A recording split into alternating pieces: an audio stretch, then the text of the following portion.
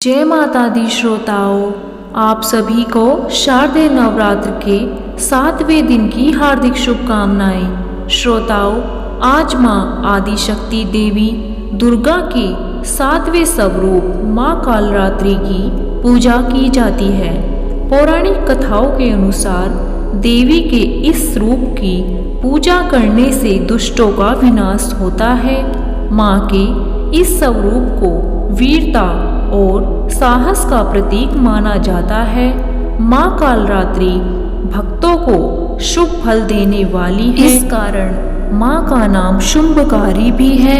ऐसी मान्यता है कि माँ कालरात्रि की कृपा से भक्त हमेशा भय मुक्त रहता है। उसे आखिरी भय, जल भय, शत्रु भय, रात्रि भय आदि कभी नहीं होता।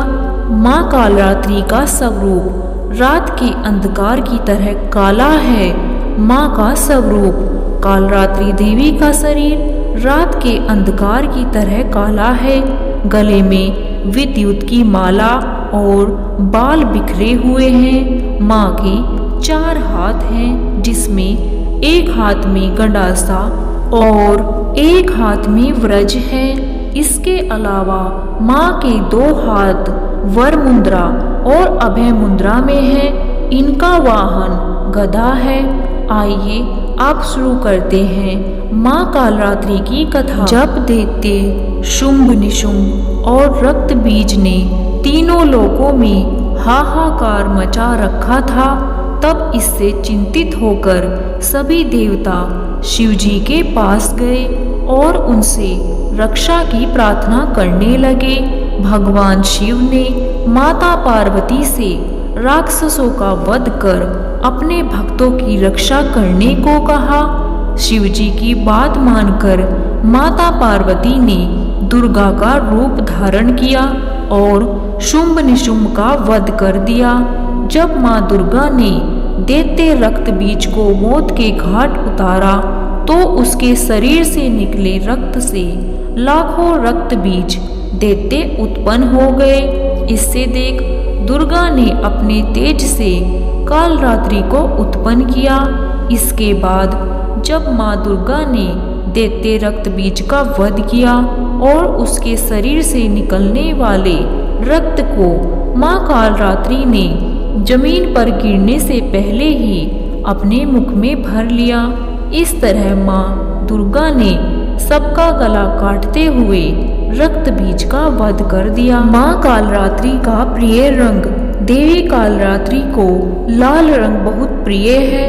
पूजा के समय साधक लाल रंग के वस्त्र पहने और उन्हें लाल रंग के पुष्प जैसे गुलाब या गुड़हल का फूल अर्पित करे।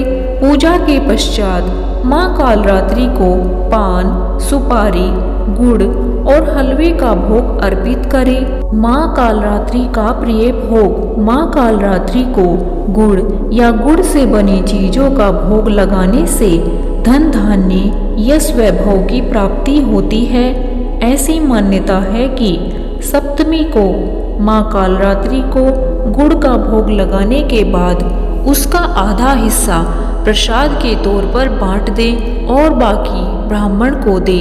माँ कालरात्रि को पेठे का भोग भी लगाना चाहिए। सप्तमी तिथि को देवी कालरात्रि के लिए पेठे की बलि देने से देवी कालरात्रि अति प्रसन्न होती है। ऐसी मान्यता है कि इससे बल और विजय की प्राप्ति होती है। माँ कालरात्रि को शहद का भोग भी लगाना चाहिए। पूजा के बाद माता रानी के मंत्रों का जाप करना शुभ होता है। माँ कालरात्रि के लिए सुबह 4 बजे से 6 बजे का समय अति उत्तम माना जाता है। माँ कालरात्रि क्षमा याचना। हे माँ कालरात्रि, मुझे न तो मंत्र का ज्ञान है न ही क्रिया का। मैं तो आपकी भक्ति करना भी नहीं जानती हूँ। यथासंभव पूजा कर रही हूँ। कृपा करके मेरी भूल को क्षमा कर दे और पूजा को पूर्णता प्रदान करे। मैं भक्त हूँ, मुझसे गलती हो सकती है। हे माँ कालरात्रि, मुझे क्षमा करे, मेरा अहंकार दूर करे। मैं आपकी शरण में हूँ। जय माँ कालरात्रि।